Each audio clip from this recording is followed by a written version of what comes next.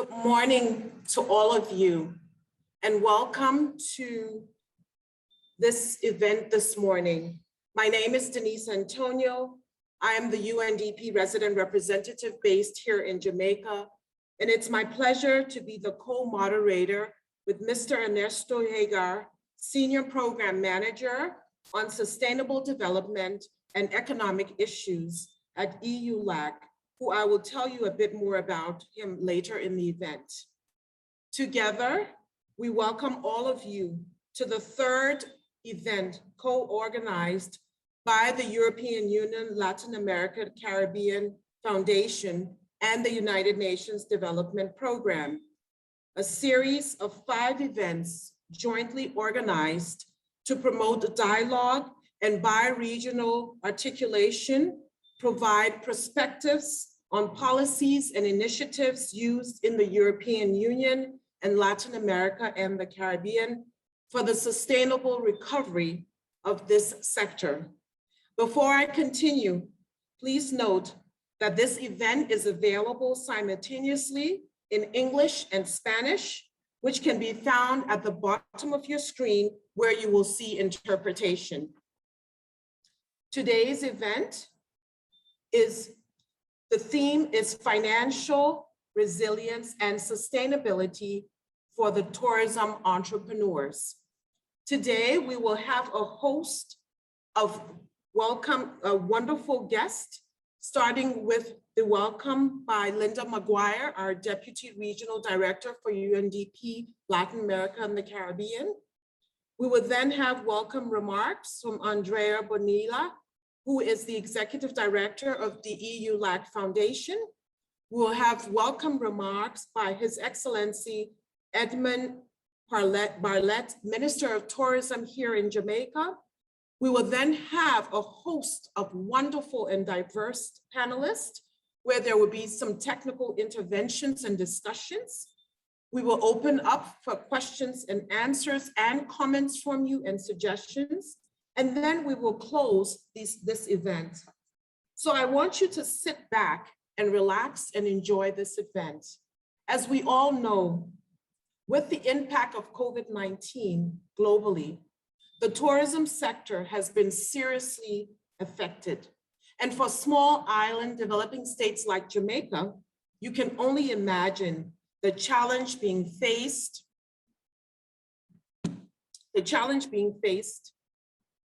not only for the large businesses, but most devastating for the micro, small, and medium-sized enterprises, both formally and informally.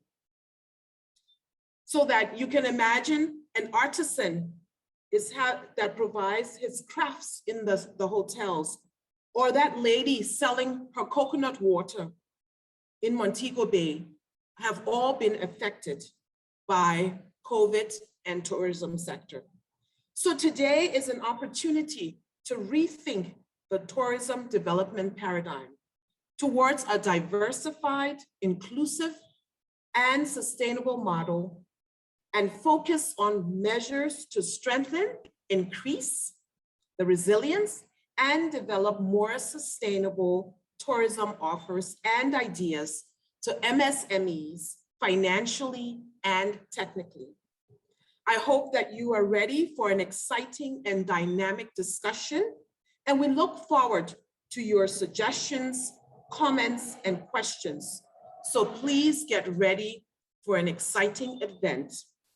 Our first speaker is Ms. Linda McGuire, our UNDP Deputy Regional Director for Latin America and the Caribbean.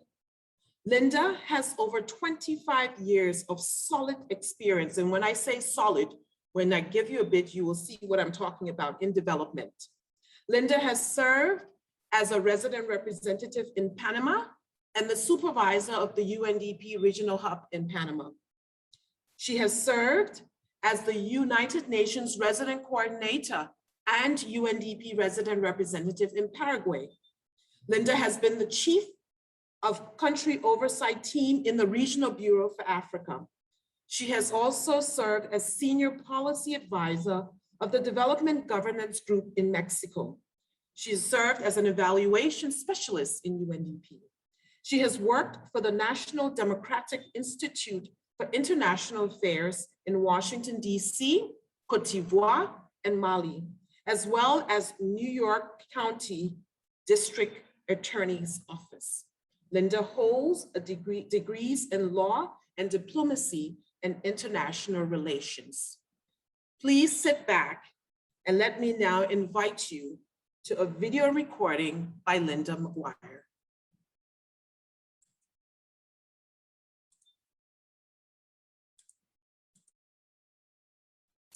His Excellency Edmund Bartlett, Minister of Tourism of Jamaica, Mr. Adrian Bonilla, Executive Director of the EU-LAC Foundation, distinguished panelists who join us today in the third event on sustainable tourism, jointly organized with the EU-LAC Foundation and the Government of Jamaica. On behalf of UNDP, I would like to thank you for joining this event today to promote dialogue and provide perspectives on policies and initiatives for the sustainable recovery of the tourism sector.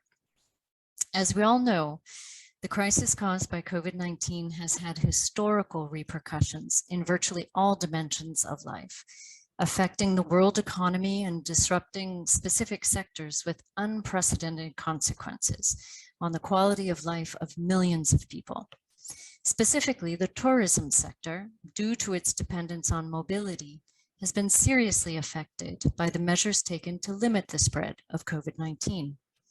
Globally, around 62 million people employed in the travel and tourism sector lost their jobs in 2020. According to the World Tourism Organization, 2020 was the worst year on record for international tourism since 1950. Ending a 10-year period of sustained growth since the 2009 financial crisis. Tourism-dependent countries like Jamaica have been significantly impacted, with overall economic contraction of 10% in the Jamaican economy in 2020, driven by a 70% contraction in the tourism industry, as stated by the Planning Institute of Jamaica. In this context, there is an urgent need to identify effective measures to face the effects of the pandemic with practices aimed at generating resilience and a transformative environment in the different dimensions of sustainable development. The COVID-19 context constitutes an immense challenge for the tourism sector, but without wanting to minimize this challenge, it also presents an opportunity to rethink tourism development paradigms towards a more diversified, inclusive, and sustainable model. Micro, small, and medium-sized enterprises constitute the core of businesses involved in tourism, making up around 80% of this contingent worldwide, with 30% of the workforce employed in businesses with 10 employees or fewer. Given that micro, small, and medium-sized enterprises are very susceptible to the negative effects of the pandemic, due to their limited human and financial resources, as well as their often greater difficulties in accessing support, today's discussion will focus on measures to strengthen resilience and develop a more diversified tourism offer for these kinds of enterprises. A couple of examples of this type of initiative include UNDP Jamaica's work with the Global Environment Facilities Small Grants Program to advance community-based ecotourism and cultural tourism in Jamaica, and the UNDP African, Caribbean, and Pacific European Union Development Minerals Program, which has supported craft artisans to improve the quality of their products through training. A new tourism model could usefully embrace a shift from mass market to unique market niche, allowing tourists to experience all that a country has to offer, while ensuring care of natural capital and contribution to local well-being. In closing, I wish you all a very fruitful discussion today. Your reflections on necessary conditions and pathways to advance a more sustainable, resilient, and inclusive society are very much needed and appreciated. Thank you.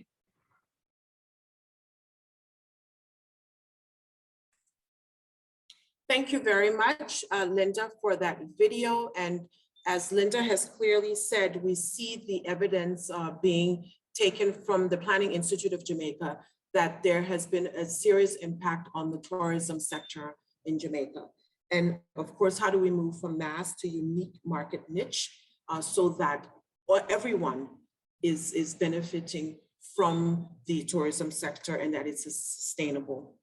Ladies and gentlemen, I'm asking your permission. We need to just change the flow a little bit. I would like to say, first of all, good morning to the Honorable Edmund Bartlett, who is the Minister of Tourism here in Jamaica. Good morning, Minister. Minister Bartlett is recognized for his wide-ranging expertise and accomplishment in the political arena. Honorable Edmund Bartlett has given over 35 years of service to Jamaica, working both in the Senate and in the House of Representatives. Mr. Bartlett was first appointed Minister of Tourism in 2007. Prior to this appointment, he already had a solid track record of service as an outstanding legislator in central government in both Chamber of Parliaments. Beyond the duties of his assigned portfolio, Minister Bartlett has continually championed the advancement of education, skills training, and job creation as ways of improving the lives of his constituents in East Central St. James. He has represented Jamaica regionally and internationally, and currently he chairs the board of affiliate members of the United Nations World Tourism Organization, a graduate of the University of the West Indies, where he majored in accounting. Oh, Minister, we share the same degree. He has worked at a senior management level in the areas of marketing and sales, as well as accounting for major multinational companies operating in Jamaica prior to entering elective politics. Ladies and gentlemen, may we please welcome the Honorable Minister to give his remarks. Minister, over to you.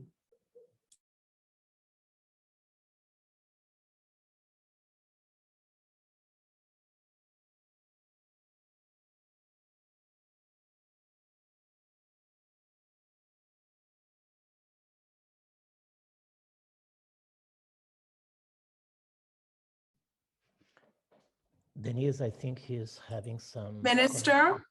Yes.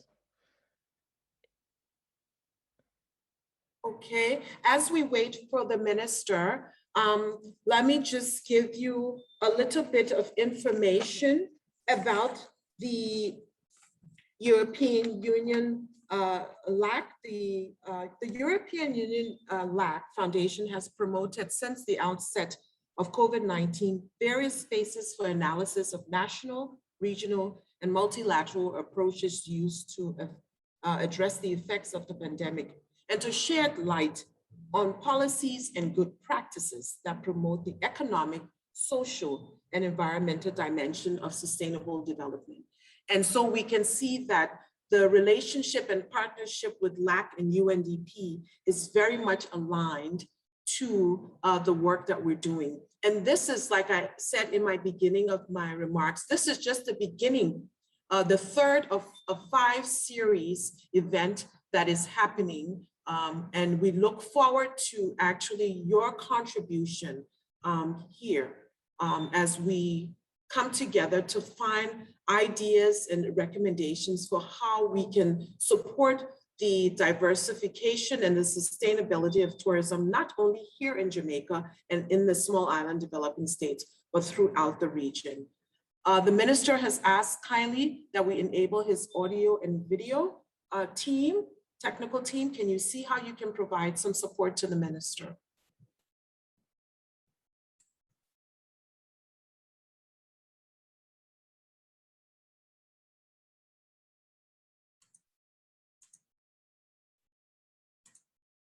Have we been able to help the minister?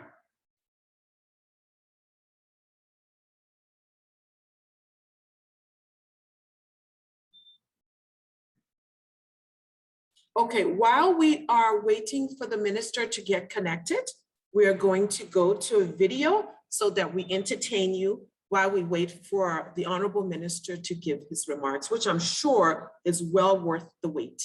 Over to you guys with the video, please.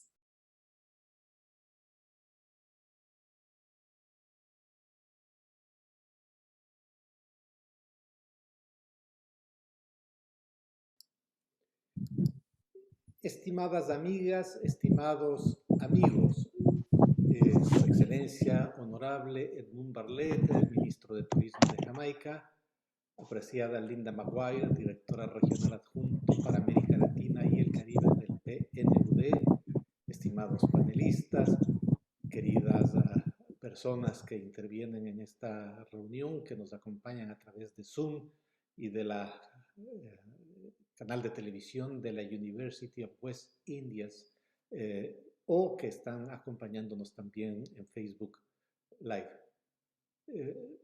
Para la Fundación EU-LAC es extraordinariamente importante el inaugurar el evento que desarrollamos la tarde de hoy. Él ha sido enfocado en la resiliencia financiera y en la sostenibilidad para los emprendedores del futuro, y tiene como propósito discutir, intercambiar ideas que nos ayuden a identificar los elementos que nos permitan mitigar el impacto de la pandemia COVID-19, así como tratar de encontrar las prácticas más positivas y pertinentes que ayuden a una recuperación rápida, pero al mismo tiempo resiliente y sustentable en el sector turístico en los países de América Latina, el Caribe y de Europa, que son aquellos con los que trabaja la Fundación. La Fundación EU-LAC, como ustedes conocen, es un organismo internacional, intergubernamental, conformado por los gobiernos de los países que forman parte de la Unión Europea y de América Latina y el Caribe, y tiene por objeto el promover, sacar adelante, volver visible la existencia de una asociación estratégica entre las dos regiones, la asociación que se levanta sobre declaraciones y políticas comunes inspiradas en la última etapa, sobre todo, por los Objetivos de Desarrollo Sustentable de Naciones Unidas y por las visiones comunes que existen a propósito de multilateralismo y prácticas democráticas en nuestras sociedades. El desarrollo del COVID-19 ha provocado una importante caída de la actividad turística en todo el mundo. Los servicios relacionados con la actividad han decaído en Europa, en América Latina y en el Caribe. Entre la diferencia que existe con los años anteriores y lo que ocurrió a principios del 2020 es una caída de los ingresos por este rubro enorme, que se refleja en el caso de América Latina, en donde también otras exportaciones fueron afectadas, con una caída de sus ritmos de crecimiento y de su Producto Interno Bruto en casi un 10%. Con la llegada de la pandemia, un número importante de países cerró sus fronteras y se redujeron los viajes nacionales e internacionales. Y deberíamos destacar, para darnos cuenta de la importancia de la actividad, que de las economías que de alguna manera se levantan sobre las actividades turísticas, de las primeras 20 de países que no son grandes potencias, 13 están en el Caribe. Por eso es que nuestra intención es poner un foco en la situación de estos países que dependen considerablemente de ingresos directos e indirectos. Pero no solamente de los países, sino de poblaciones específicas, concretas, comunidades, sociedades de carácter regional, que en países más grandes dependen de esta actividad y cuya clausura de una u otra manera produjo consecuencias económicas y sociales importantes que afectaron la vida de las personas. En el año actual, en el 2021, las posibilidades de desarrollo del sector han ido mejorando, pero requieren aún mayores esfuerzos. En marzo de este año, por ejemplo, se conformó un grupo de trabajo en el Caribe sobre COVID-19 y turismo, constituido por la Asociación de Hoteles y Turismo de la región del Caribe, la Agencia de Salud Pública del Caribe, la Organización de Turismo del Caribe y la Organización del Caribe de los Estados Orientales del Caribe, para ayudar a coordinar esfuerzos.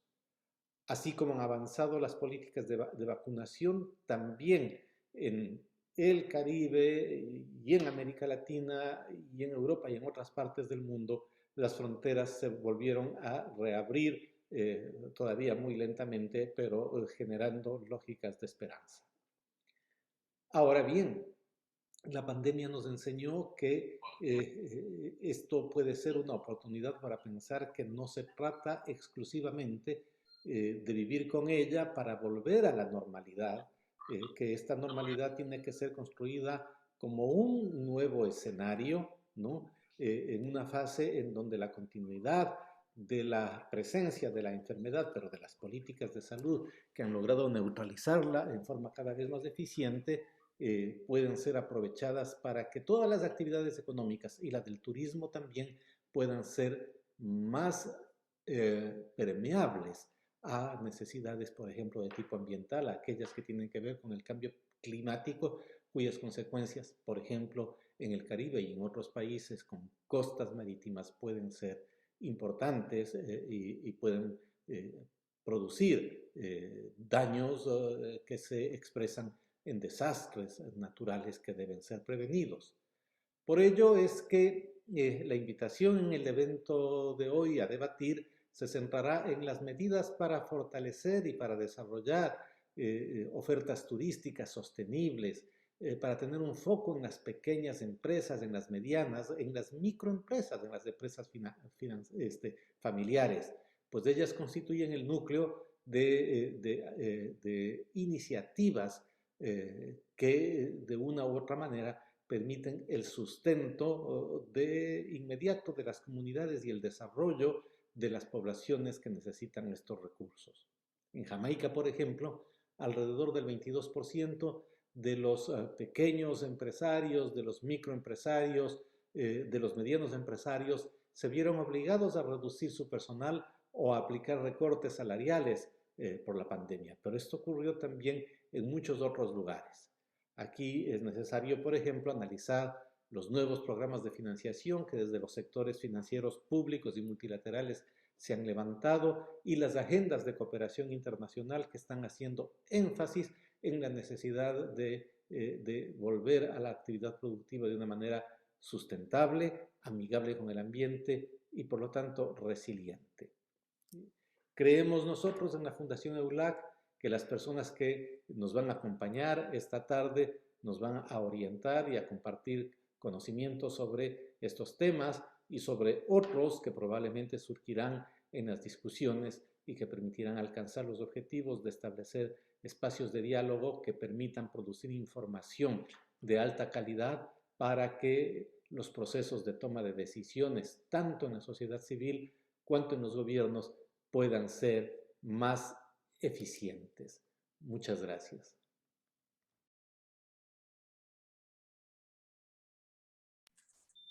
Thank you very much. And that was Dr.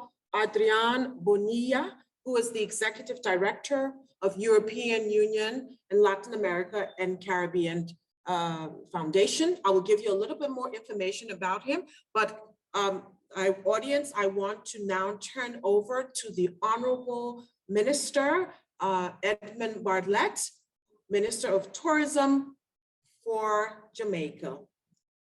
Minister Bartlett, over to you. Welcome. Thank you very much, Madam. Hello? Thank you. Yes, Minister, we can hear you loud and clear. If you can put your video up a little bit so we can, your head is cut off a bit. We want to see all of you. Okay, I'm all the way in Saudi Arabia. Excellent. So, we can see you now. Good. Over to you, Minister. Thank you very much, Madam Moderator. It is indeed a signal honor for Jamaica to collaborate with our partners at the EU-LAC Foundation and the UNDP for this third session in a cycle of 5 events seeking to foster bi-regional and multi-stakeholder dialogue for sustainable tourism. In the context of the COVID-19 pandemic, discussions on sustainability necessarily include a focus on resilience.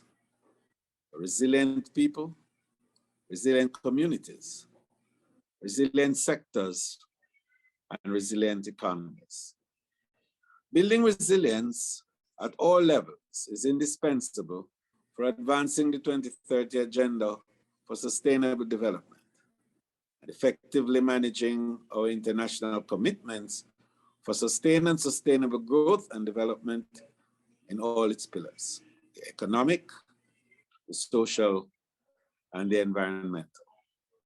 I must add that resilience and sustainability have been staples on the priority agenda of the government of Jamaica.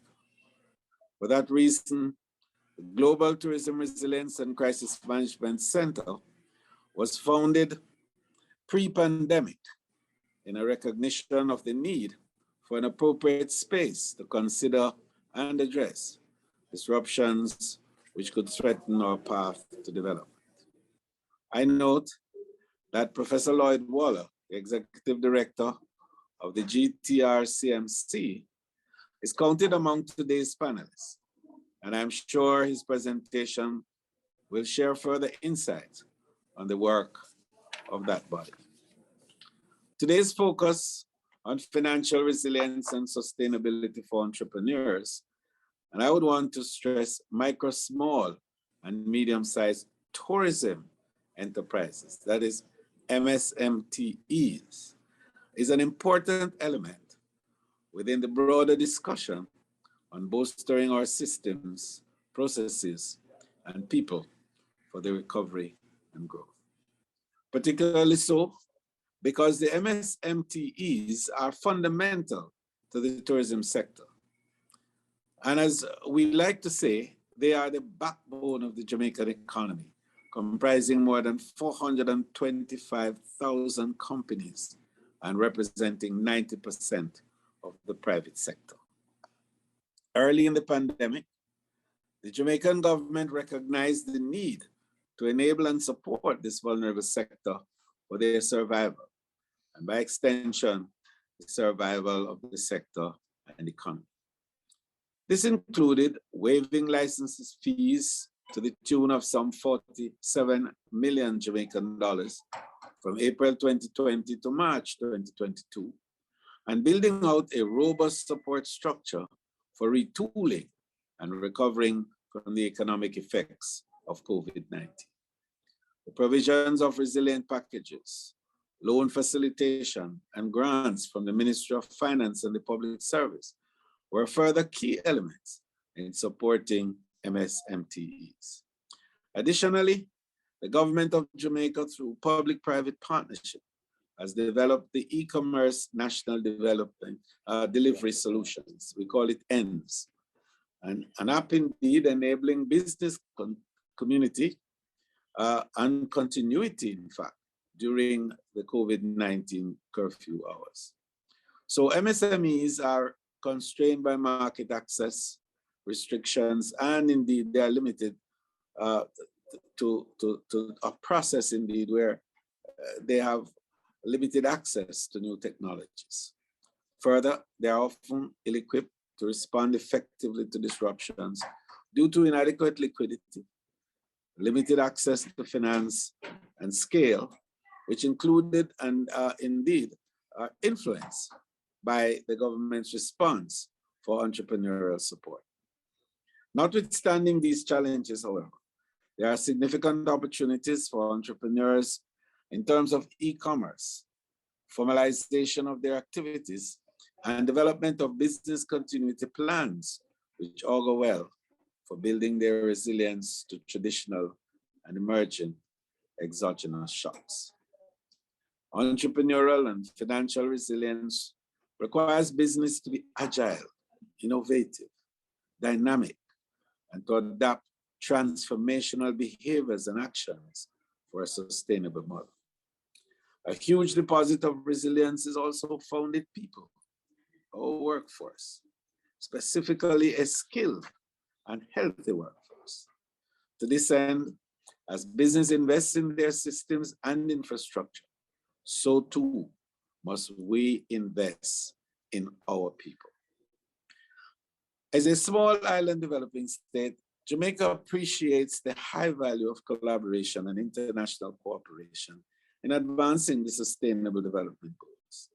In this regard, dialogue such as this are necessary to allow space to exchange views and explore opportunities for continued partnerships to ensure, indeed, that no one is left behind.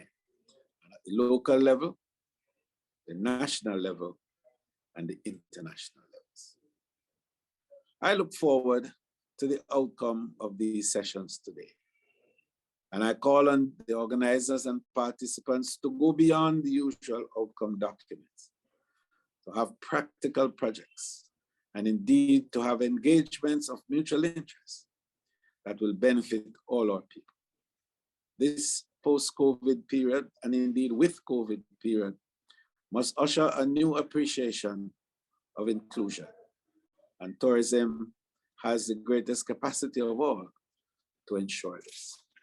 May your day be fruitfully spent, and I look forward to seeing documented the outcomes of today's deliberation.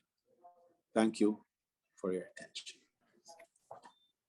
Thank you so very much, Honorable Minister. And I also want to take this opportunity to really thank you for agreeing with the EU-LAC to really work on to organize this and for making time out of your extremely busy schedule to do this. I took from you, I've learned something. I like that, MSMTE.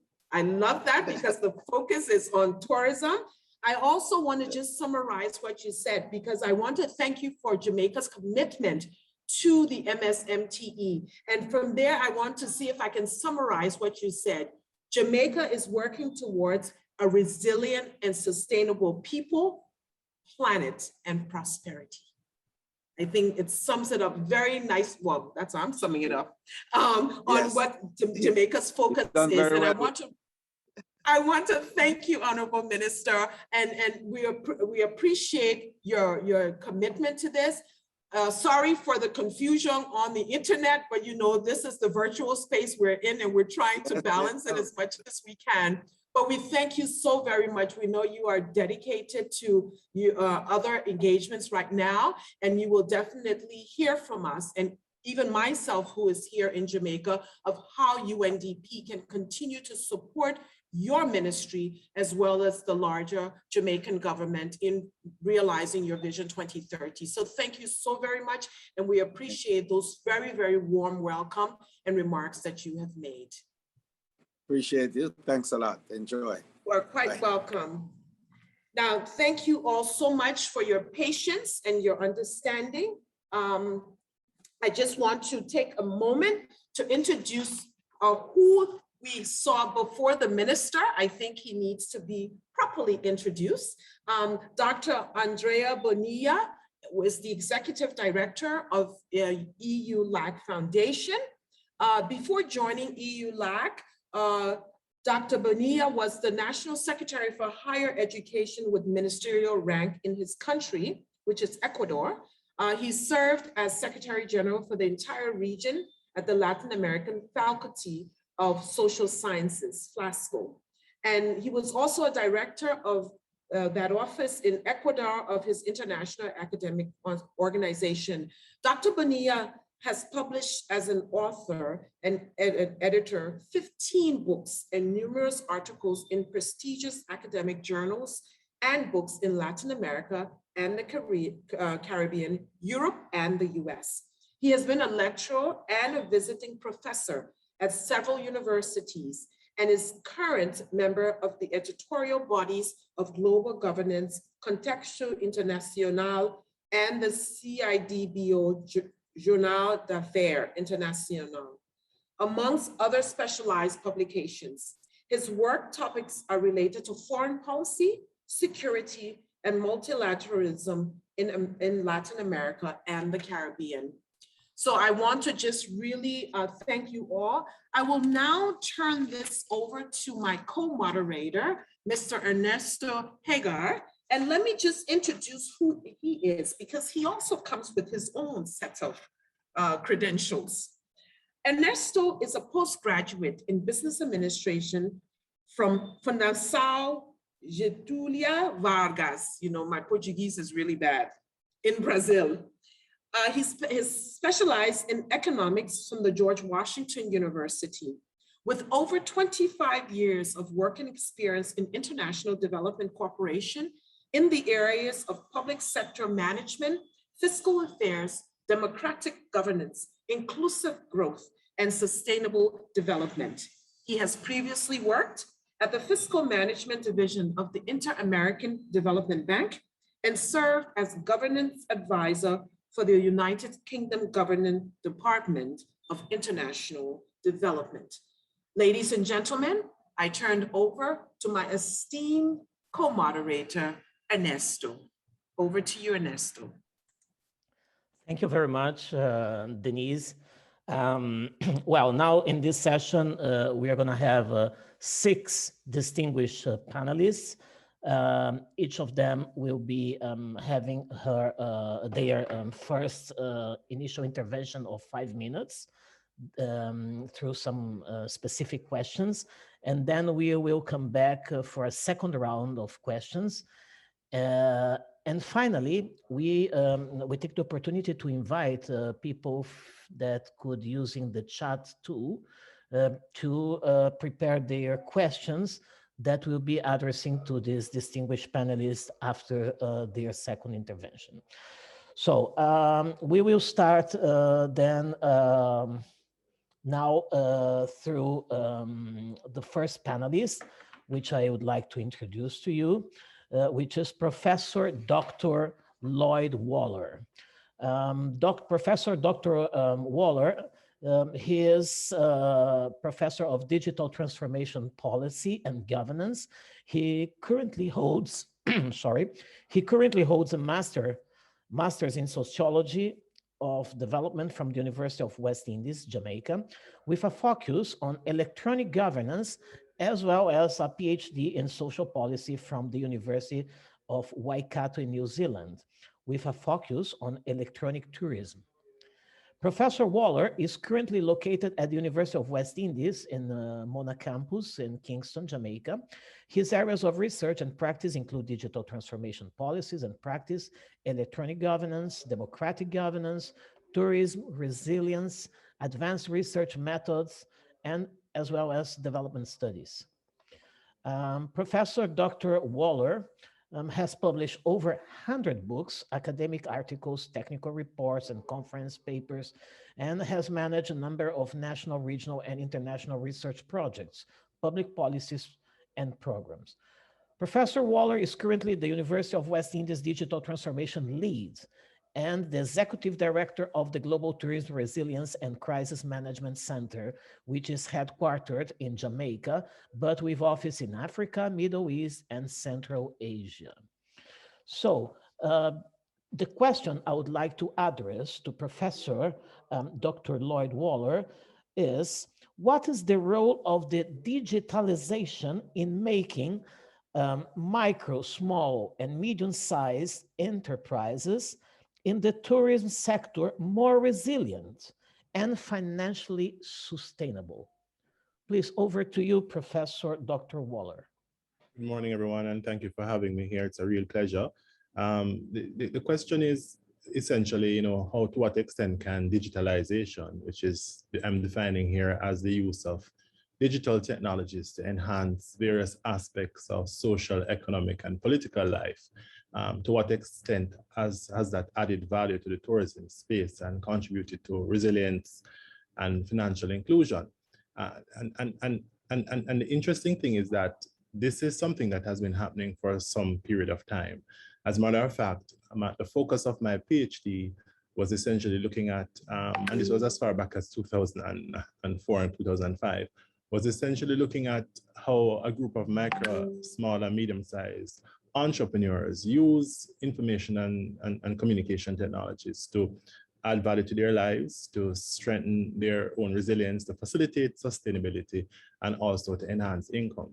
And it is something that for the last 2 decades has been significantly contributive as it relates to helping MSTEs, not necessarily only with their ability to generate income, but also as it relates to their ability to be able to engage in the global space and also to be able to attract persons. And to be quite frank, digital technologies are actually used from as far back from used in accommodation A to us to even booking a zip line, which is Z, from A to Z. And they've greatly added a lot of value to the tourism value chain. And it's recognized in the literature, but more recently since COVID, and especially given the fact that many MSMEs have been struggling based on the pandemic and all of what COVID had done to the tourism sector. We're seeing, actually we saw how digital technologies were used just to keep guests informed as it relates to what's happening, just to use tools such as augmented reality and mixed realities to give persons a taste of what they're missing. And many different tourist entities actually started to incorporate digital technologies as a tool because of the pandemic. And I could go on and explain all of this, but I actually want to talk to you about an interesting project that I think merges all of the different elements that you were asking earlier. So right before COVID, my chairman, who is Minister Bartlett, had a discussion with me about the philosophy of tourism for all. He was particularly concerned that many persons didn't have access to the tourism ecosystem, and more so, micro, small, and medium-sized tourism enterprises were not benefiting significantly. So we designed a program, interestingly, before COVID, where we wanted to find how we could enhance and spread the capabilities and the capacities and provide access to MSTEs as it relates to accessing digital technologies for various factors. We surveyed them and we realized that one of the greatest challenges that they had was a lack of access to information and also their inability to be able to market their goods and services globally. And the challenge had to do with limited capacity on one hand and lack of financial capabilities on another. So we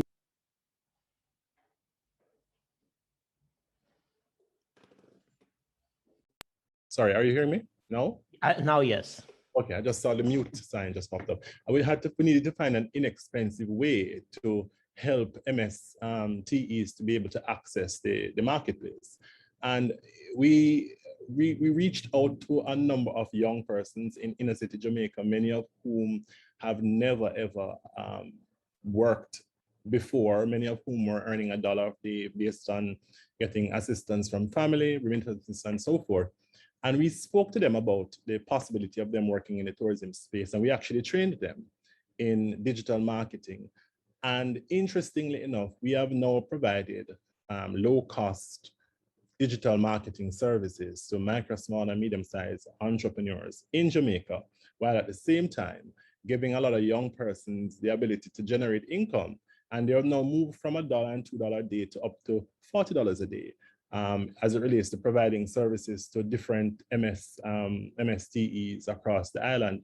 And we actually have stumbled upon what we think is a very interesting development tool, because this project is scalable in the sense that we're now working with 5 persons, but the 5 have themselves contracted additional young persons, and it has just now mushroomed into a very large ecosystem of many persons who traditionally have not accessed the tourism space, but now have access to the tourism space and provide services to the tourism space, and has actually expanded the tourism ecosystem and the value chain here in Jamaica. And we find it quite interesting because it's a project that is scalable. it's a project that we can actually package and redeploy elsewhere. But more so, it is an international project in the sense whereby the same persons here can actually engage hotel companies in other parts of the world. So we're very proud of that particular project. And we have some more information that we're going to be sharing soon about the project, but it essentially provides a framework for how digital technologies can be used to enhance, strengthen, and facilitate the micro, small, and medium-sized tourism enterprises. Thank you. Thank you, Professor Dr. Waller. Quite interesting introduction to the point of this digital transition in the tourism sector. But because we are running against the time, now we'll introduce quickly our next panelist, which is Mrs. Nicola Medan Greya. She is with over 25 years experience in the hospitality business.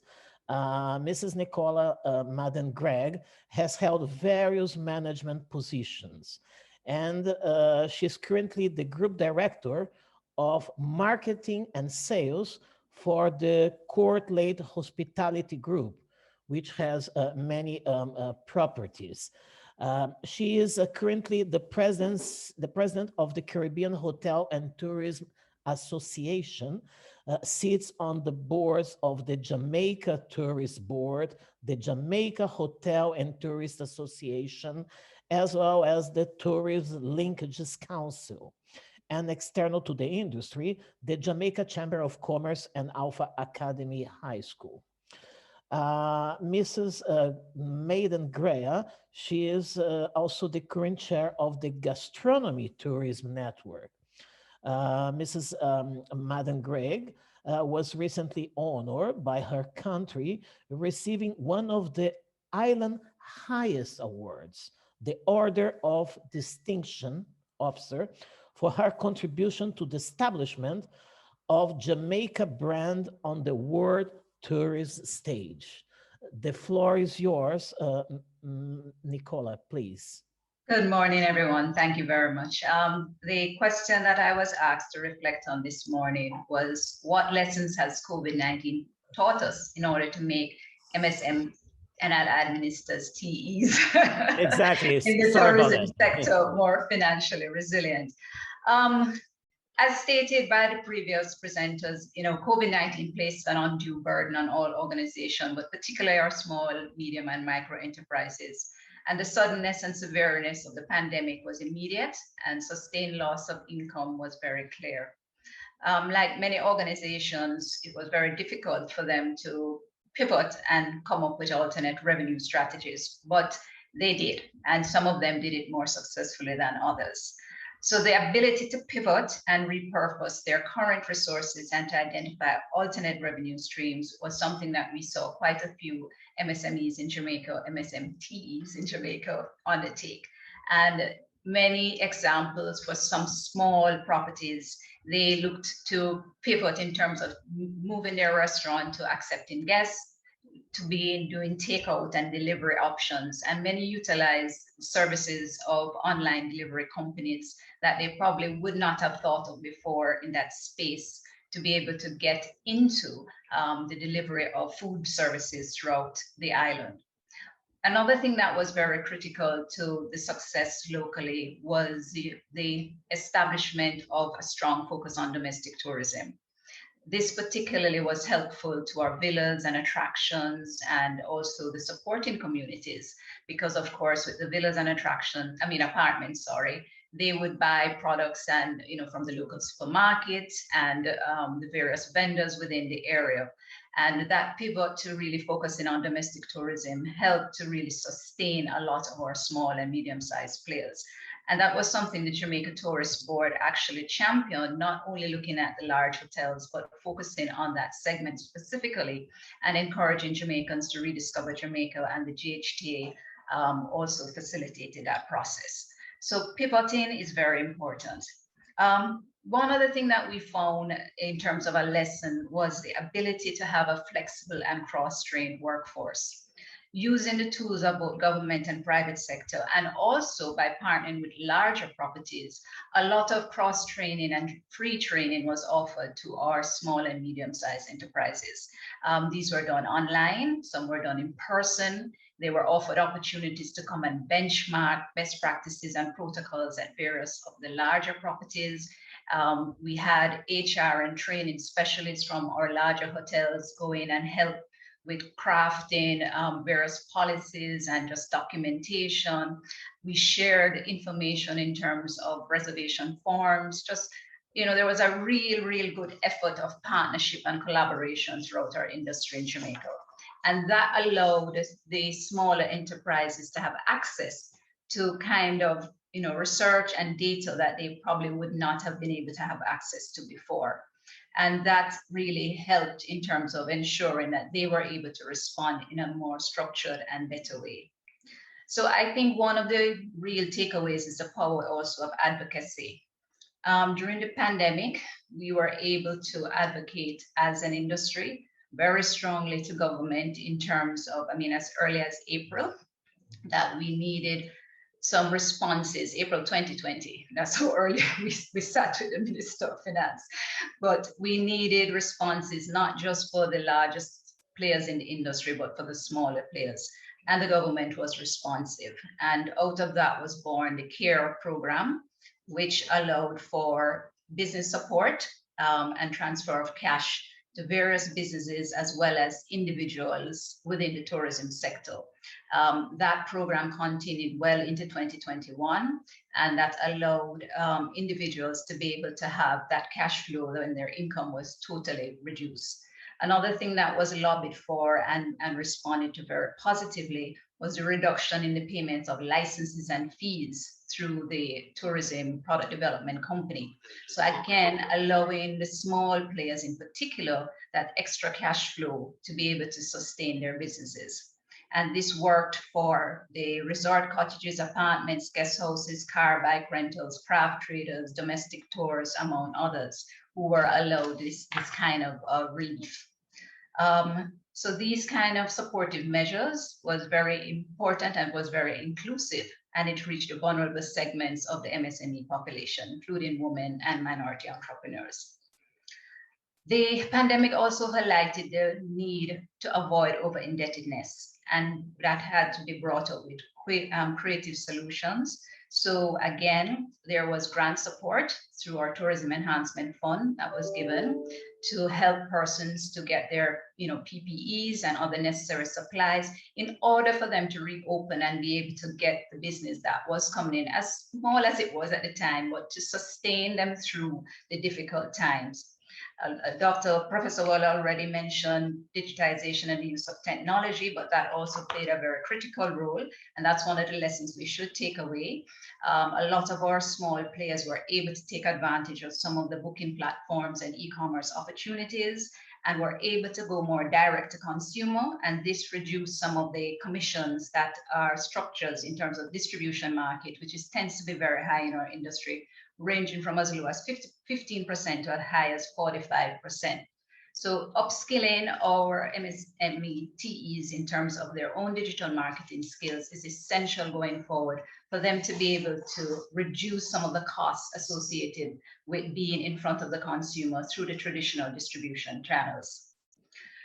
Another element that we thought was very progressive was the use of virtual trade shows and events.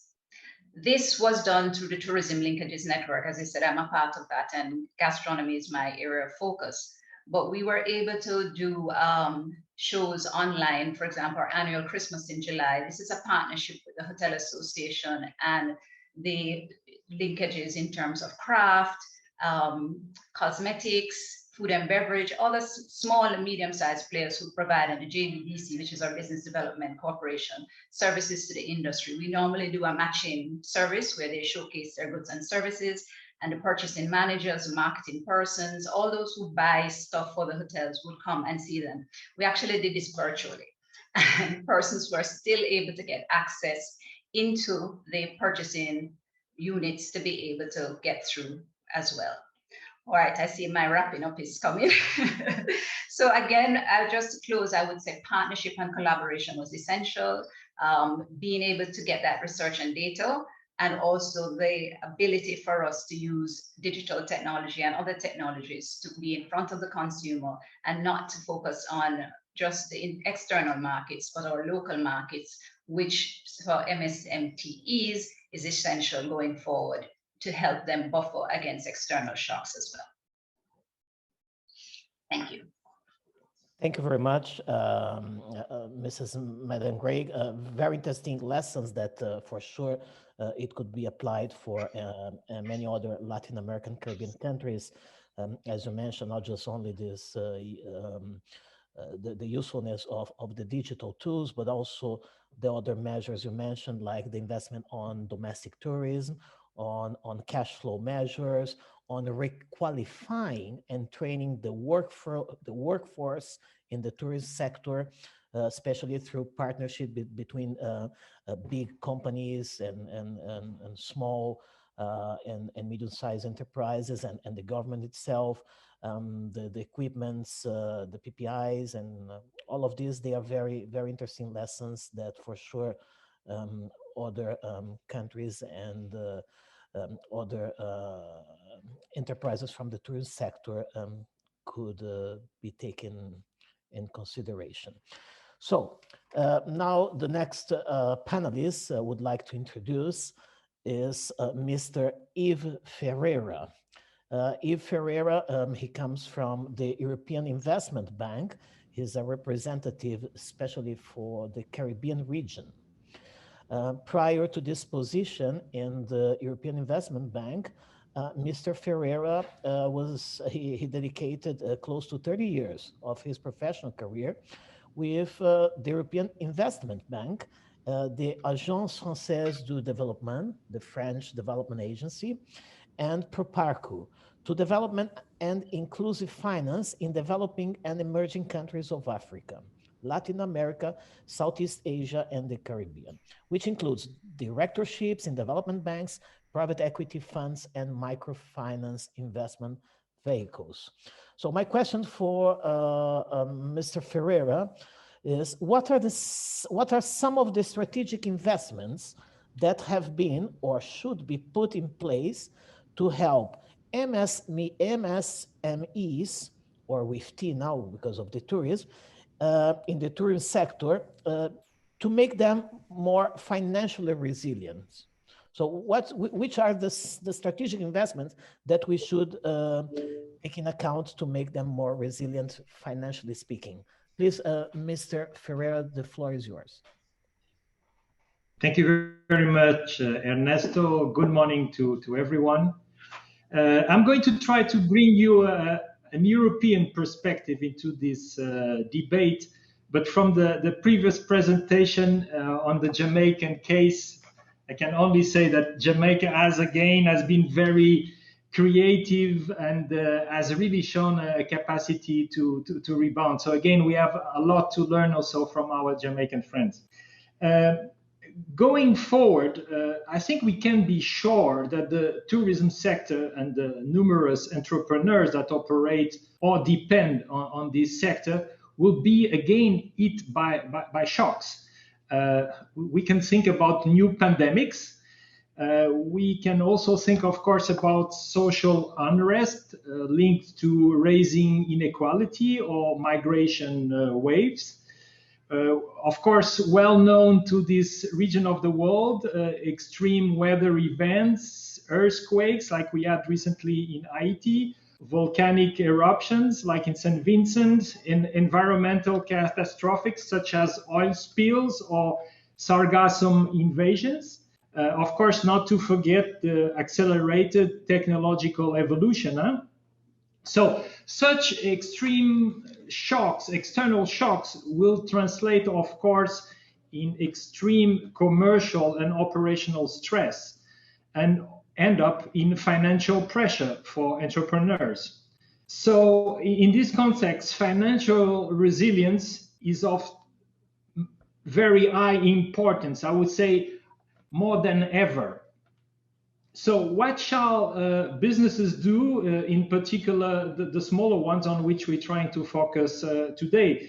Again, as mentioned by our colleague from Jamaica, try to balance growth and stability. You know, try not to overgrow in order not to overstretch yourself. Dispose of cash flow cushions, and of course, in a certain way, limit indebtedness. Try to build consistent and recurring revenue by investing in the loyalty of your customers, of your suppliers, and of your staff. I think it was also mentioned by our colleagues from Jamaica, be more collaborative with your ecosystem. And of course, reinforce risk management. Again, as we talked about, let's say, inclusive green growth, of course, put ESG at the center of your strategy, even if you are a small entrepreneur. And of course, overall, become more competitive. Pre-pandemic, the EU had set up plans to enhance the competitiveness of its tourism sector. And this included measures such as improve the regulatory and business environment to stimulate smart investment in tourism, promote sustainable and responsive tourism, and very important, enrich the workforce, its skills, its qualifications, the quality of jobs. It's not because we are in the middle of a crisis that we should not treat this important resource, that is human resources, in the proper way. Then came the crisis, of course, and the EU established the Recovery and Resilience Facility, RRF, which is the centerpiece of the Europe's recovery plan, also called Next Generation EU. This recovery fund aims at mitigate the economic and social impact of COVID-19 crisis and make European economies and societies more sustainable, resilient, and better prepare for the challenges and opportunities of the green and digital transitions. It's of course relevant to all industrial ecosystems, but of course to tourism. So as far as tourism is concerned, we had a certain number of components in this program. First of all, what we call renovate. Renovating tourism infrastructure to improve its energy performance, become eventually aiming at have zero energy buildings, zero impact buildings, accessibility and resource management, and to develop circular business models. I'm thinking about the food and the waste management. We have to go circular in those two particular resources. Again, reskill and most importantly, upskill. Provide training to tourism entrepreneurs, workers, and destination managers in support of the green and digital transition. Modernize, supporting, as already mentioned by the professor, supporting the digitalization of public administrations responsible for tourism policy and promoting data sharing between public administrations, destination managers, and businesses. Another important component, we call it recharge and refuel, investing in clean mobility and improving the connectivity to tourism destinations, especially tourism hotspots, example, waterborne, business, public transportation. All these means of transportation, they have to go green, they have to go electric. So in the region, what could we do concretely? For instance, as a financier, of course, I will propose setting up risk capital funds to support investment, while at the same time addressing the overdependence of MSMEs on traditional bank debt. Such funds could and should finance investments of projects linked to decarbonization, for instance, green loans for renewable energy and energy efficiency, what we also call blue loans for water and sanitation, sustainable fisheries, coral reefs recovery, of course, the digital transformation, recycling, very importantly, all across the tourism value chain, biodiversity, and cultural heritage. We also need to mobilize additional soft resources for capacity building of the entrepreneurs, training of their employees, to the new realities of the green and digital economy. But at the same time, and of course, Jamaica is again an example of that, we have to be cognizant that national budgets are already overstretched, and that therefore the ability of the public sector to promote access to finance for sustainable tourism investment projects through grants, subsidized loans, or public credit guarantees is limited.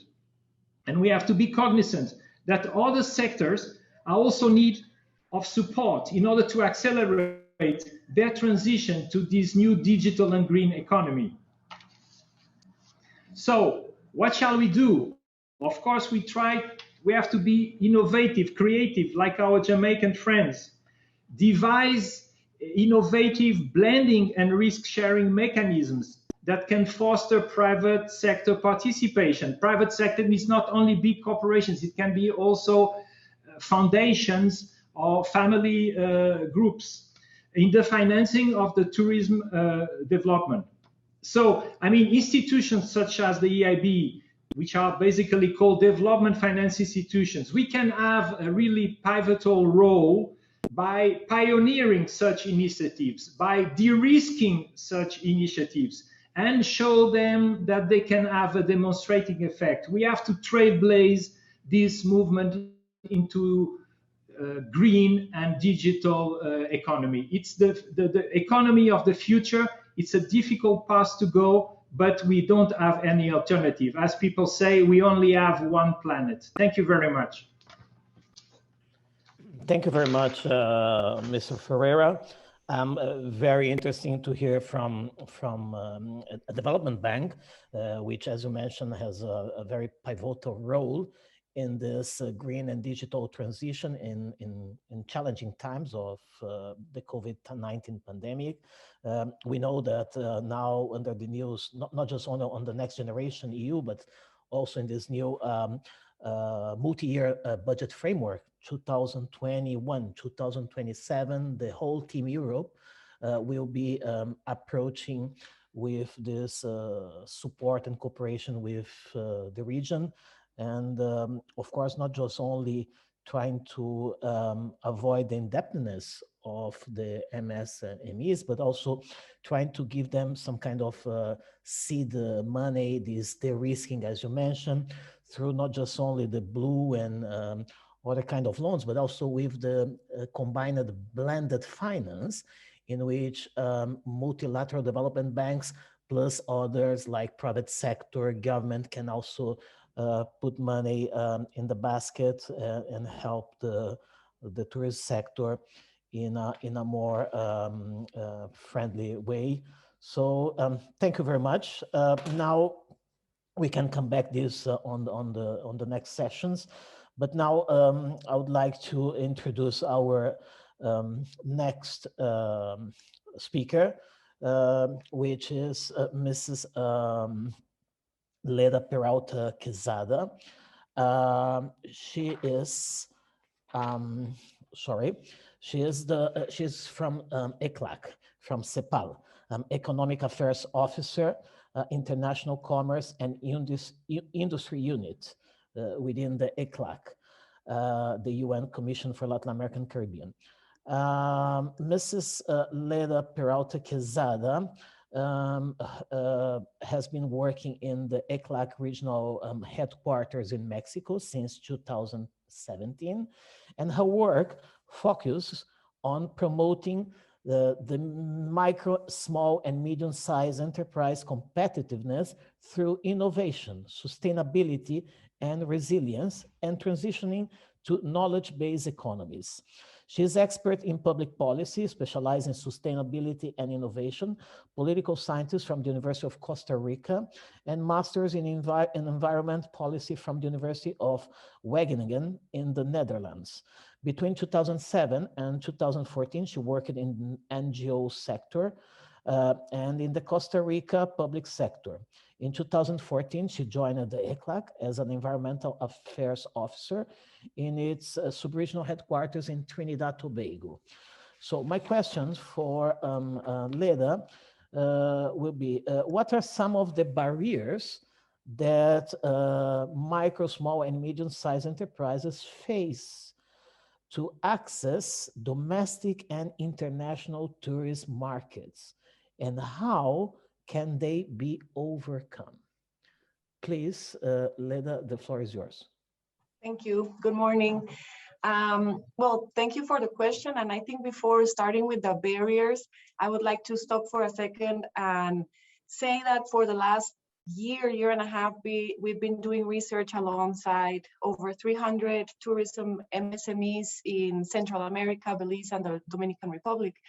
And what we have found is that they try to be innovative, that they try to connect with their customers, they try to provide a better service. They use some technologies, they use online travel agencies, social media. They're not disruptive, but they're trying. And during the pandemic, especially, we've seen changes in business models. We see restaurants selling frozen food, ready-made boxes. We also see changes in tourism development models, like low-impact tourism with higher value offerings. So we have seen these changes and this motivation in the companies. So I think that is commendable, and I think it's important to say it. But yes, there are barriers that hinder what they can do and how to go deeper into accessing markets. So I would like to group them into two categories. First, I would say endogenous barriers. Mostly is the business structure. We have very small businesses with small staff that has to undertake a lot of tasks. So it is hard to be an expert in everything. You are not gonna maybe be a great host or have some failures in the operation of the company, the management.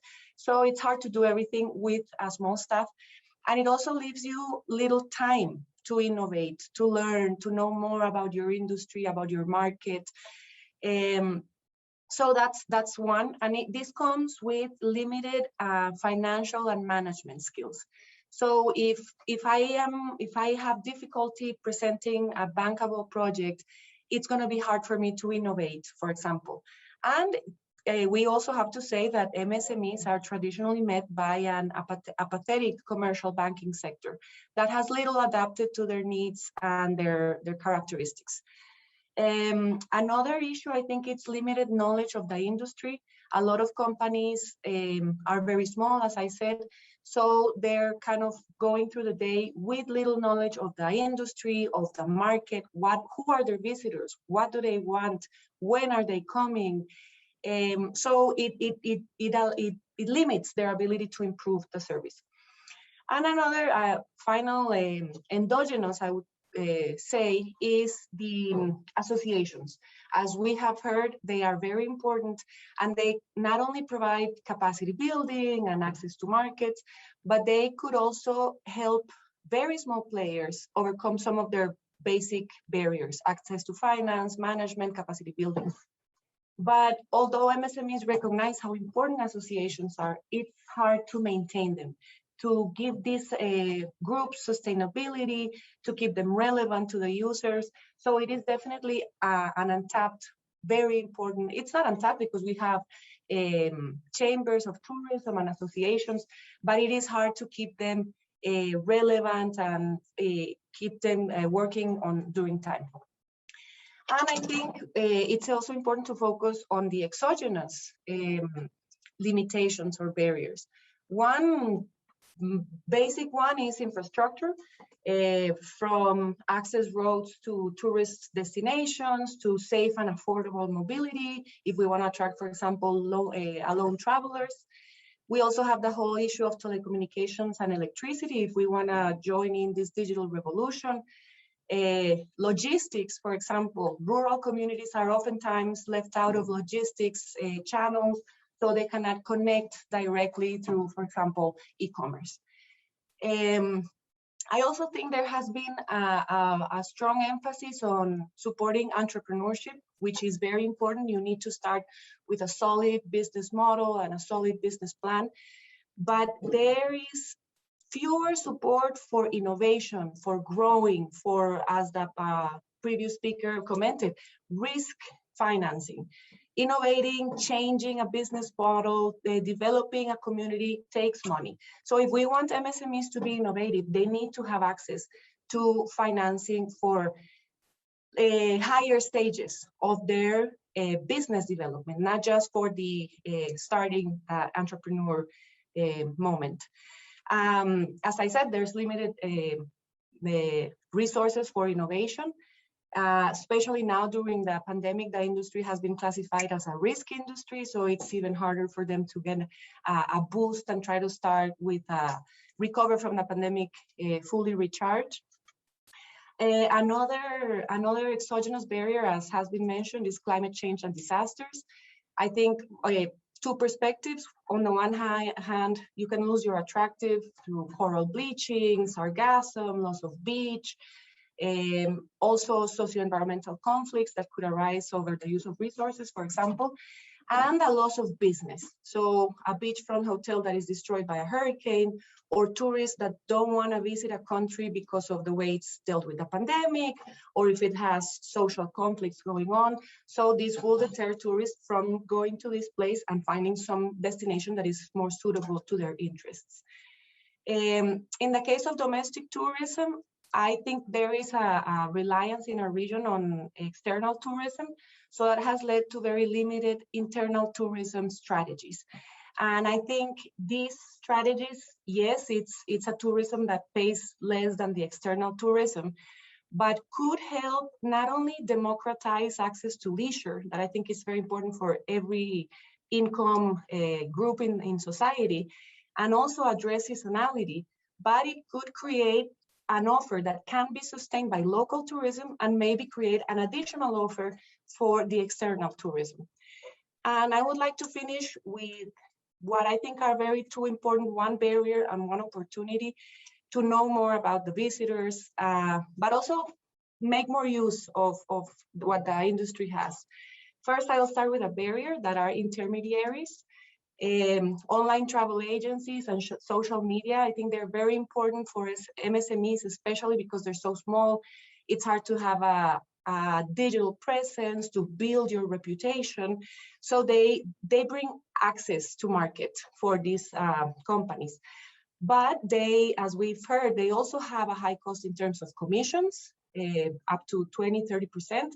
And I think in this moment it's also important the imbalance of data.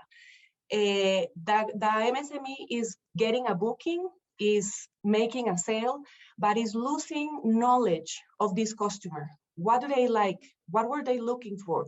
What is their browsing? What are their browsing habits? This information is lost for the MSME. So I think the cost of these intermediaries in terms of data and the financial costs, it's an important hindrance for MSMEs to get to know better their customer. And the opportunity that I like to close with, that it's, I think, a relatively untapped opportunity, is the interlinkage between tourism and digital industries, and a stronger R&D efforts in tourism. We have a region, Jamaica, with their cultural tourism, Costa Rica with ecotourism. These countries have gained a lot of market knowledge about their visitors, about what challenges an ecotourism MSME normally faces to be fully sustainable, to know what tourists want. So this interlinkage of creating solutions for the knowledge that these countries have created, turn this tourism knowledge into disruptive tools. Here we could be disruptive in terms of our innovation, not just use the OTAs or just the social media, but actually create solutions by linking our tourism knowledge with the great added value that digital industries could bring to the sector. And I would like to finish with this, and maybe we can converse a little bit more in a few minutes. Thank you, Mrs. Peralta. Very interesting, because we have heard now with this evidence-based research from UNDP, but also we have heard from previous panelists the voices from academia, from the private sector, from multilateral bank, and now from a UN agency, an international organization. And now we are going to have the pleasure to hear the voice from a craft trader.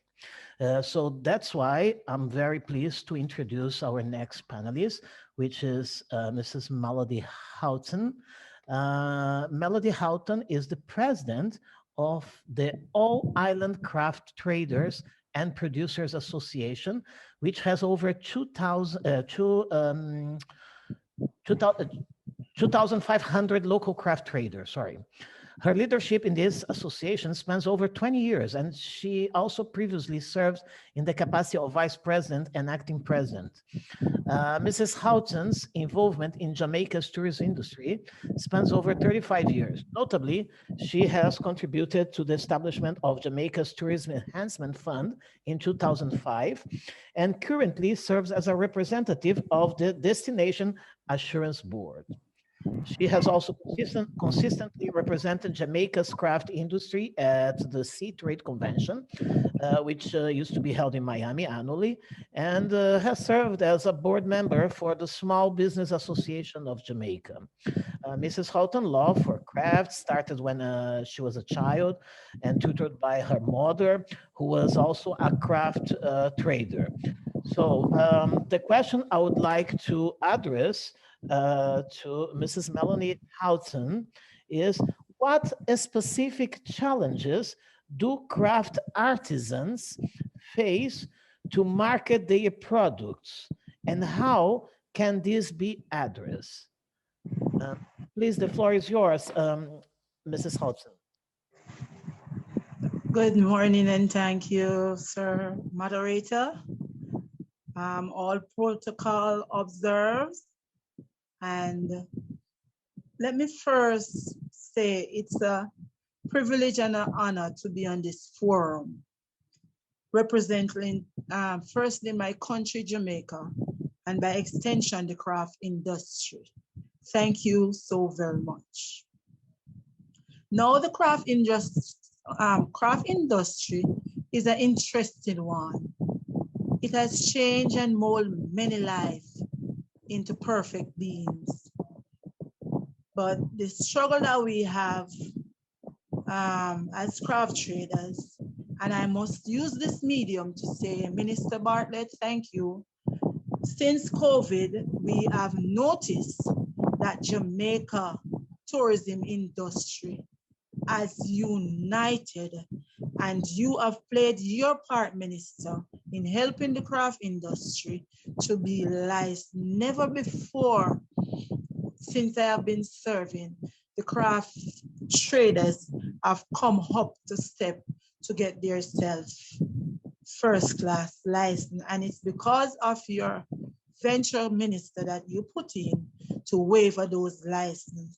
We are now seeing a massive increase. The craft vendors are ready for the change. We have been interneting with other entities in our country here. The Destination Assurance Group, the Chamber of Commerce. We have been trained by other competitors who we compete with. They were willing to train us in the area of the protocols, using it always. My traders now are already getting vaccine, just upbeat to take on the new world that is coming, because we realize that the world has changed and we too have to change. So the craft traders are now.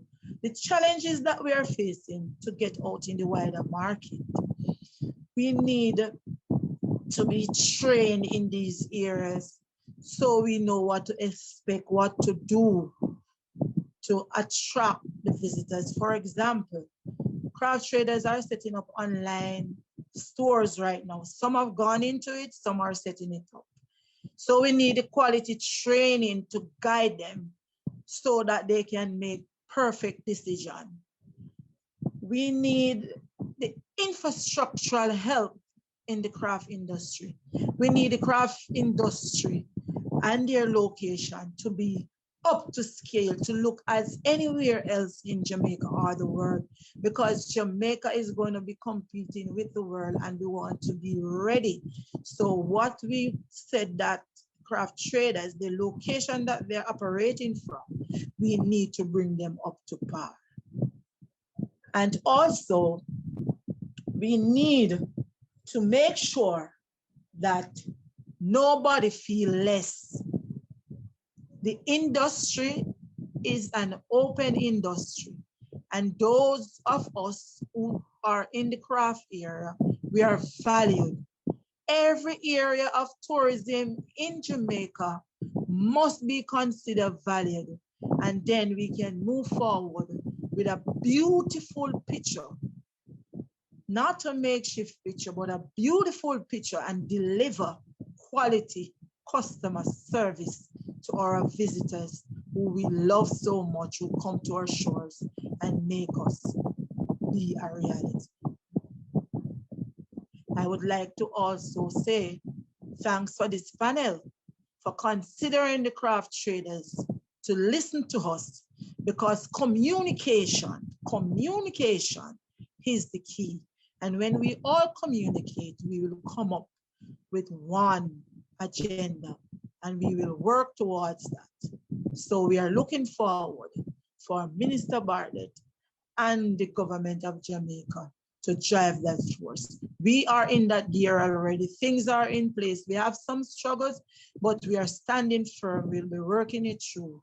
And we are seeing a bright light at the end of the tunnel. I thank you. Thank you very much, Mrs. Houghton. It was a pleasure for us actually to hear yourselves from the craft traders, because you are a very important actor in this tourism value chain.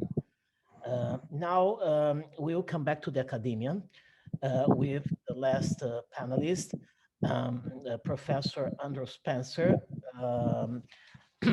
Professor Andrew Spencer, Dr. Andrew Spencer, actually, he is currently Deputy Executive Director at the Mona School of Business and Management at the University of West Indies, and was the first to be promoted to the rank of full professor in the substantive field of tourism at the UWI.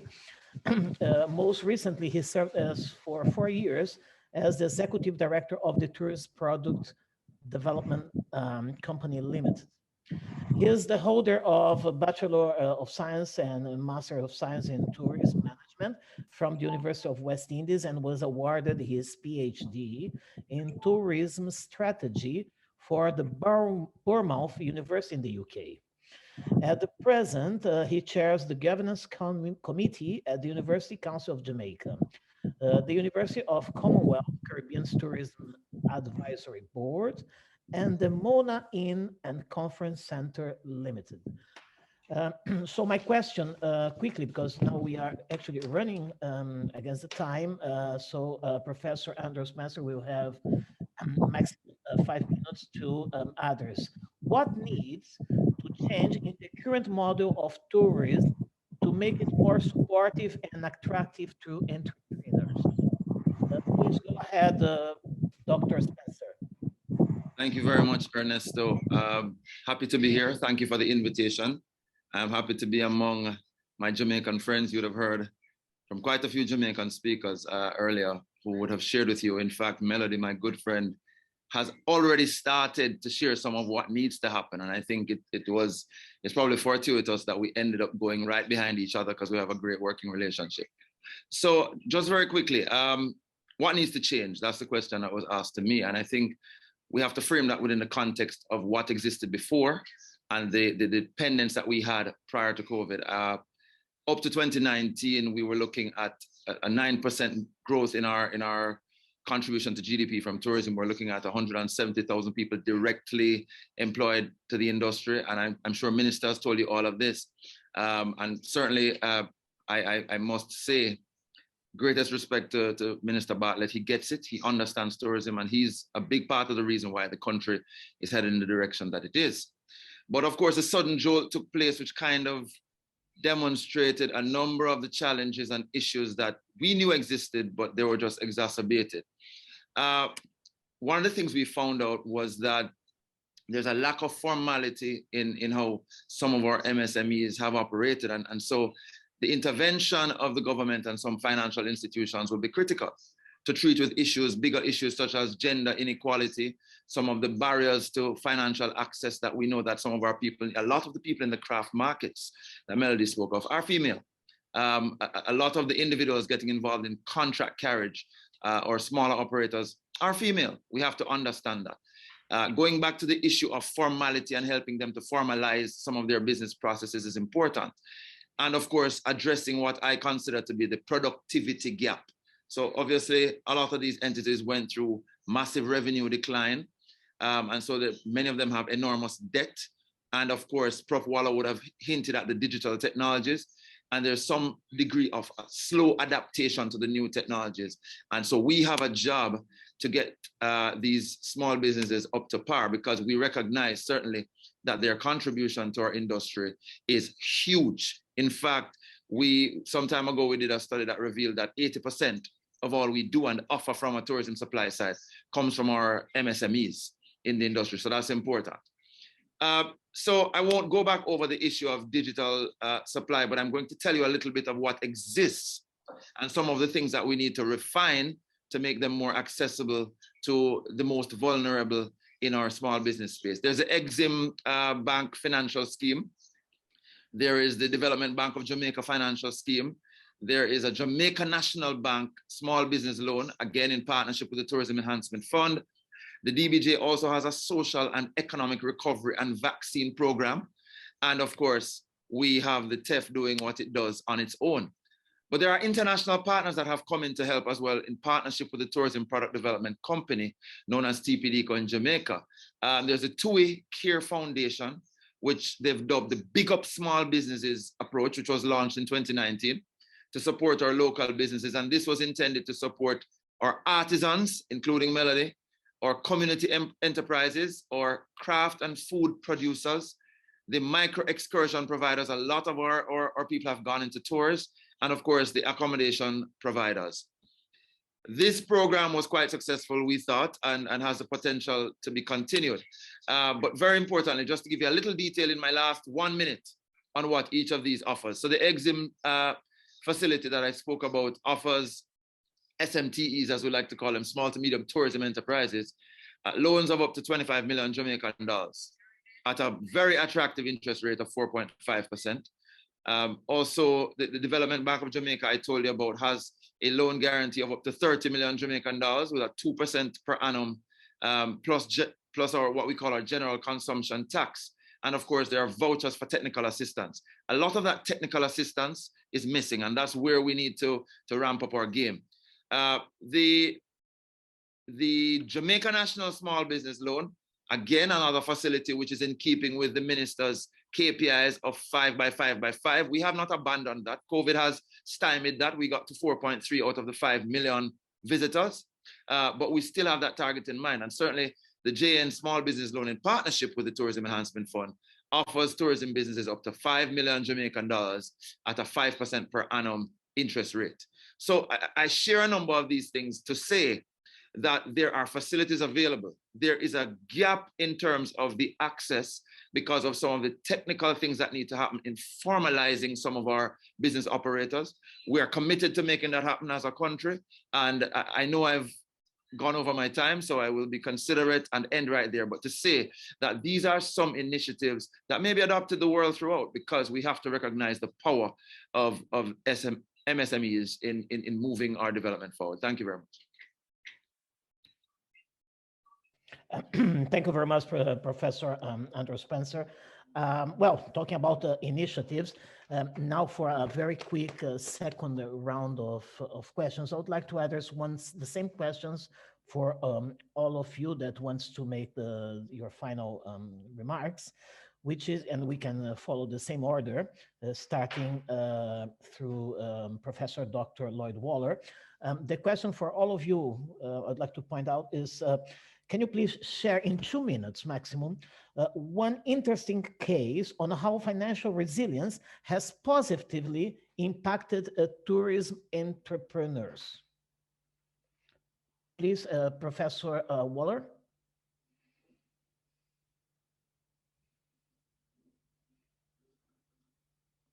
Can you hear me, Professor Dr. Waller? Okay. I didn't hear you a while ago. I'm hearing you now. Sorry. Yeah. Sorry. Yeah, it's 2 minutes. If you could share with us one interesting case on how financial resilience has positively impacted in tourism entrepreneurs. We can perhaps speak to one of the case studies that we have, and this is a tour guide who was working for a hotel as a driver and got the opportunity to expand his business by going on his own.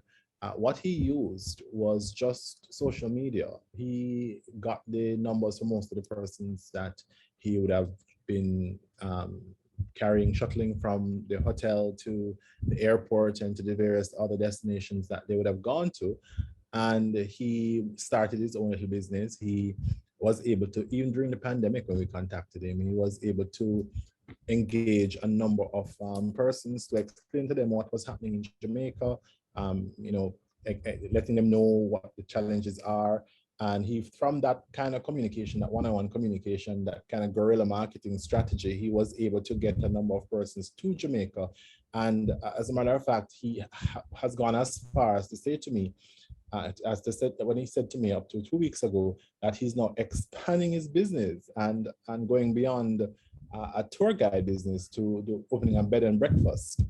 So he has seen ways in which, through the use of digital technologies, he could market, brand, and communicate with persons who he has engaged previously, but more so new individuals that he has met through persons who are friends of other persons online, using Instagram, using Facebook, using even Twitter. And he has expanded his base, and it's a phenomenal story that we want to capture as a case study, how an individual with just passion and know-how was able to use digital technologies to expand his business exponentially. It's just absolutely amazing. Thank you very much, Dr. Waller. Now over to you, Mrs. Medan. Would you like to share with us one best practice? Yes. Well, just another case.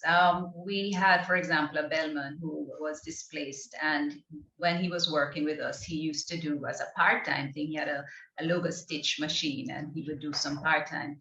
And he was able to pivot during the pandemic and not only start doing masks and branding with the hotel's brands on it, he was able to expand into other branding opportunities, doing shirts and various materials and supplying goods and services to hotels within the sector, but starting out by using COVID to start doing masks and do branding for the hotels, which, was something everybody needed.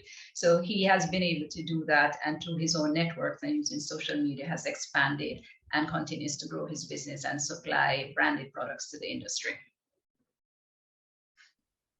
Thank you very much, Mrs. Medan. Well, from the European Investment Bank, Mr. Ferreira would like to share one interesting case. 2 minutes. Yes, of course.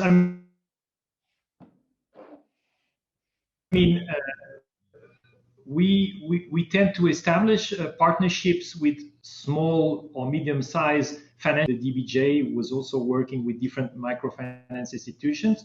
Here in the Dominican Republic, it's the same business model. We've got also microfinance institutions as intermediaries for our loan. And a very interesting project that I financed some months ago was a small hotel owner that used to, to rely on expensive and unreliable electricity supply, and that for just economical reasons he invested in solar panels, which allowed him to reduce substantially his electricity bill and put, as I said, put money into his pocket. And now, I mean, having made this turn into the green energy, he can also transform his little hotel in a form of eco-lodge, in a sense that he also is able, through this new electricity supply, to treat his water sewage, to use that water sewage to grow vegetables, let's say green vegetables, and of course become a kind of circular type of resort, and therefore is able to charge his customers higher prices and also have a much broader impact in terms of market. So going green makes a lot of sense from a pure financial perspective. Thank you very much, Mr. Ferreira. And now for Mrs. Quezada, it's over to you, the question. Thank you. I would like to bring one example. It's a community example. It's called Caminos de Osa in Costa Rica. And it is a very rural area with very limited infrastructure, but it was planned as a community project that involved, yes, creating this tourism attractions and entrepreneurship, but it was mostly about empowering the community, promoting community ownership. So I think this aspect of financial resilience should have like the three legs of sustainability: environmental sustainability, community ownership and participation and empowerment, and profitable businesses, MSMEs that are ready to grow, as Yves said, offer high quality, ecology, circular economy, high value products. And I think what I would like to say from this is that it was all around community empowerment and participation and productive reconversion, because they used to be dedicated to logging and gold extraction, and the whole community decided to change their objective and work together for an objective, and it has been very successful. Thank you, Mrs. Quezada. Dear Melody, would you like to tell us what could be a good practice for impacting positively to trade crafters? Yes, most certainly. Of resilience. Yes, sorry. Yeah. By accessing the wider tourism promotion, for example, the Sandals International Resort International Group has accepted craft traders on their property to display their wares. Through doing this, they have earned so to keep themselves abreast. I would like to say now to the other movers here in Jamaica, let us have a merge, and so other properties can now follow the example of the Sandals chain that has let handsome amount of craft traders to keep alive by accepting them on their property with their wares. Not only to sell, but they have gotten the opportunity of the wider market in tourism to see their wares. So it's a form of promotion also. The visitors will know that the craft exists. And so if other properties come on board and merge, and the craft industry is being treated in that manner, we will move greatly forward. Thank you. And finally, we went now with one final intervention from Dr. Andrew Spencer, please. Thank you. So I'm happy to hear that Melody's good best practice came from her industry, and the fact that there is a success story there.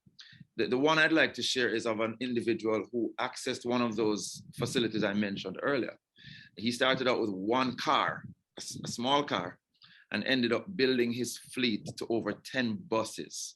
He was supplying the industry. He was able to expand his borders. He was able to step into a space in a very meaningful way where he was now having a seat at the table. He became president of one of our associations, and he was starting to pull and galvanize people. So I think that that's one very powerful story, and it happened over a fairly short period of time. It did not take a decade for him to do that. So that's one of the powers of having access to that kind of financial facility. And we saw that at play in Jamaica. Thank you. Thank you very much, Professor Spencer. Well, we have some questions that was addressed to us through the chat.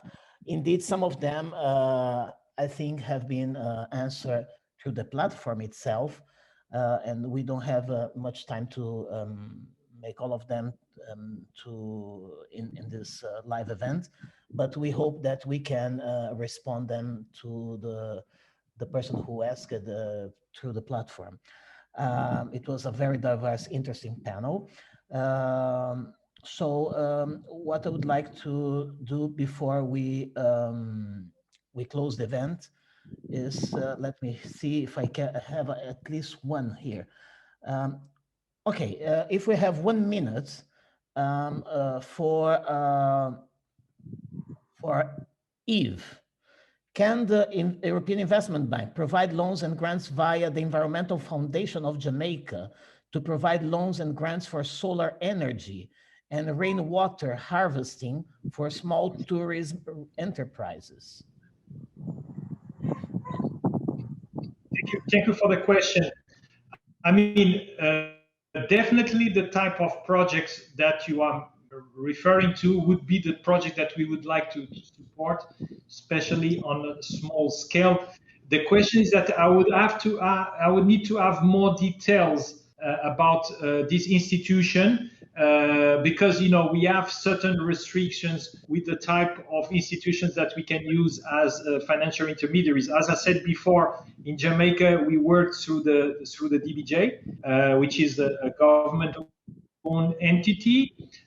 We didn't require any government guarantee. We just lent to DBJ on the basis of its balance sheet. But we would need to know, what type of intermediary we would be dealing with. Again, if we can't deal with this intermediary directly, we could eventually use again DBJ as a possible intermediary. And I'm more than happy for you to contact me and send me more details about this institution. But otherwise, this is the type of projects that we would definitely like to support because of their impact. Thank you very much. Thank you. I will put my email in the chat. So you. Yes, great. Good idea. So we will not have time enough. So I will then pass the floor for the final comments and the closing remarks to Denise Antonio. Please, Denise, go ahead. Thank you very much, Ernesto, and thank you to the excellent panel and your suggestions. I hope I kept my promise that this would have been a very informative and exciting session. We had the high-level remarks from UNDP, from the Honorable Minister, from EU-LAC, and an excellent panel who so eloquently articulated the creative successes in Jamaica and the opportunities available that were there. We spoke about the importance of digitalization. We spoke about partnership and collaboration. How do we enhance domestic tourism, upskilling, reskilling people, research and data, which is so critical. Eve, I like your words, renovate, recharge, refuel. No matter how small your business, plan, because if you don't plan, you will plan to fail. Make sure you take into consideration all the risk. Innovative blended financing, which I think Professor Spencer spoke about.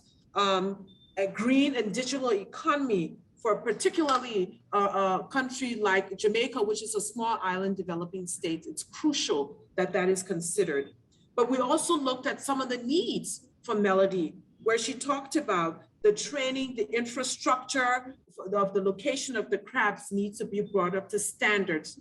There needs to be, we need to ensure that no one is left behind. We need to make sure that You know, there is value in the Jamaican tourism, where we know for us who are here in Jamaica and those who have visited, we need to make sure we give opportunity to those who are selling their coconut water, the Jamaican patties, the jerk. We need to make sure the craft that they have.